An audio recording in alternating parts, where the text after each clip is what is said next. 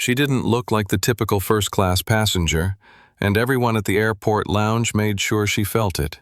Her clothes were simple, not designer, not flashy, just clean, comfortable, and well-worn from long travels. Her shoes had more miles on them than most of the people in that waiting area. No diamond studs in her ears, no luxury bag swinging from her arm. Just a well-used canvas tote, and a boarding pass she held with quiet certainty. When she stepped toward the lounge entrance, the hostess barely glanced up from her podium. "Excuse me," the woman said, stopping her with a stiff hand. "This is a members-only facility. You need a premium ticket and lounge access to enter." "I have both," the woman replied softly, holding up her phone with the digital boarding pass and lounge confirmation. The hostess took it, looked down, then raised an eyebrow with the faintest smirk. She didn't say anything at first, just made a show of scanning it again and again. Then she clicked a few things on her monitor, sighed, and said, "You'll need to wait over there while we re-verify. It'll take a while." A small line formed behind her, and one man in a tailored blazer leaned in just enough to whisper, "They get all kinds trying to slip in these days." A younger woman nearby chuckled and added, "Maybe she got upgraded by mistake." The woman heard every word. She didn't flinch. She simply nodded once and stepped aside, settling onto a nearby bench, phone still in hand, lips pressed in a calm, quiet line. No fuss, no protest. But something in her stillness suggested that she wasn't just waiting for lounge access. She was waiting for something bigger. And not one of them, not the hostess, not the smirking traveler, not the silent security guard, had the slightest idea of who she was, or who was on his way to meet her. While the woman sat quietly on the hard bench just outside the roped-off lounge, conversations buzzed around her like she didn't exist. Guests in pressed suits ordered espresso shots and talked about stock markets. Women in designer heels compared their spa appointments and luxury resort bookings. Not a single person offered her a glance of kindness or acknowledgement, only sideways stares and muffled giggles that assumed she was lost or out of place. The hostess didn't come back. No updates, no verification, just silence, as if the delay itself was a way of sending a message. "You're not one of us." But she didn't complain. Instead, she scrolled through her messages, her fingers still and calm, not out of nervousness, but because she already knew what was coming. Inside the lounge, someone whispered, "Maybe she's someone's assistant." Another laughed, "Yeah, probably sent ahead to check if the champagne's cold."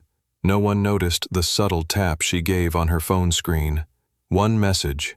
Just outside the massive airport windows, far off on the tarmac, a private jet had begun its descent.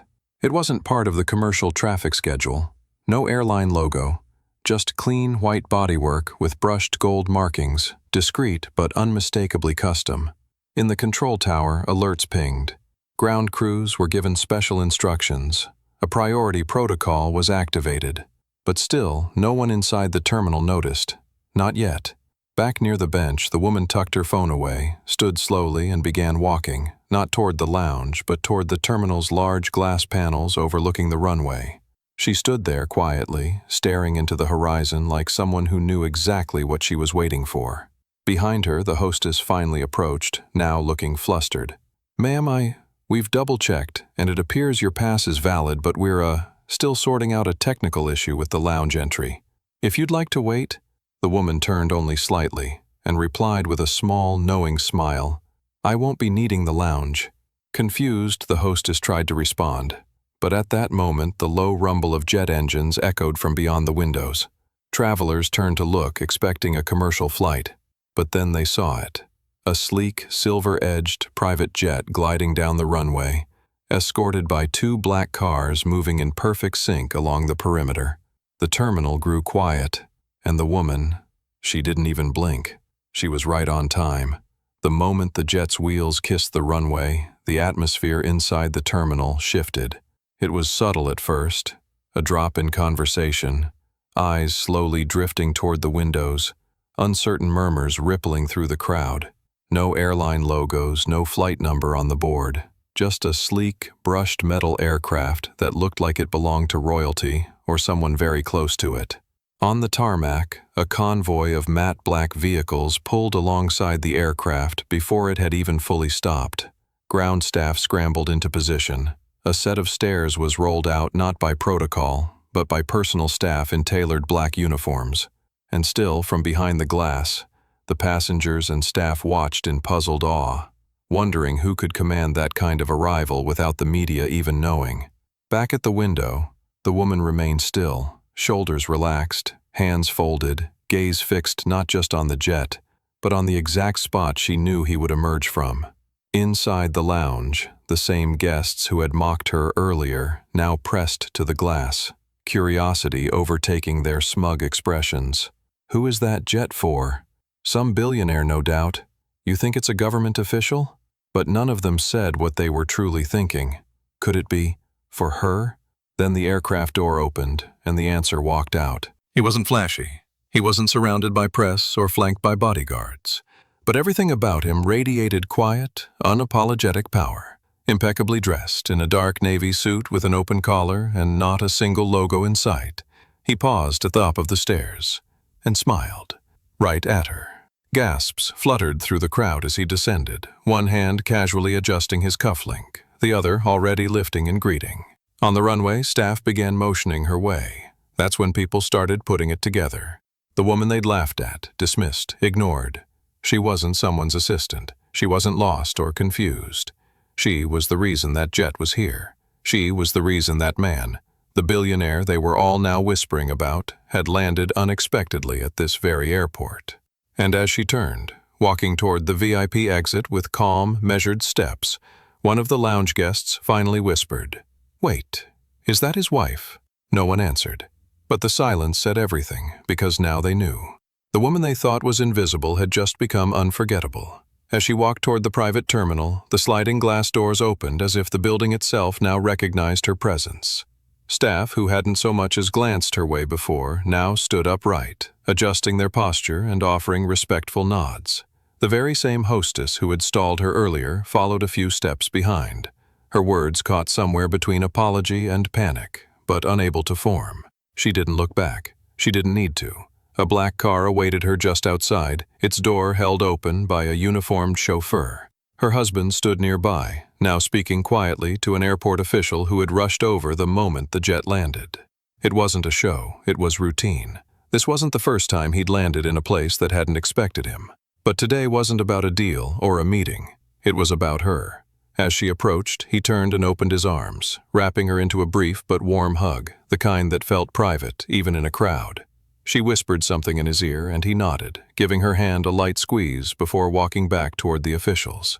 She paused just outside the car, taking one last look at the terminal. Her eyes weren't cold, but they were steady. She didn't gloat. She didn't wave, but her presence now spoke louder than any words could. Inside the terminal, the mood had shifted. Guests whispered in embarrassment. Lounge staff stared at the floor. Even the security guard who had side-eyed her earlier now stood awkwardly still, as if hoping not to be recognized for what he had done just an hour ago. And then came the moment no one expected. From inside the car, she handed her phone to her husband's assistant, who was standing nearby. "Send a message to the lounge director," she said quietly. "Tell them I'm donating 3 annual platinum memberships to women traveling alone, women who might be made to feel like I was today." The assistant nodded, already typing. "And tell them," she added with a glance back toward the glass, "those women deserve to be welcomed first. No revenge, no bitterness, just action, measured, quiet, and unforgettable." The jet engines were still cooling as the car carrying her pulled away from the terminal, but inside the airport, the ripple effect had already begun. Managers were called to quick meetings. A new directive was issued from the top: review all frontline procedures immediately. And at the center of it all, no one dared to say her name aloud. They didn't even know it.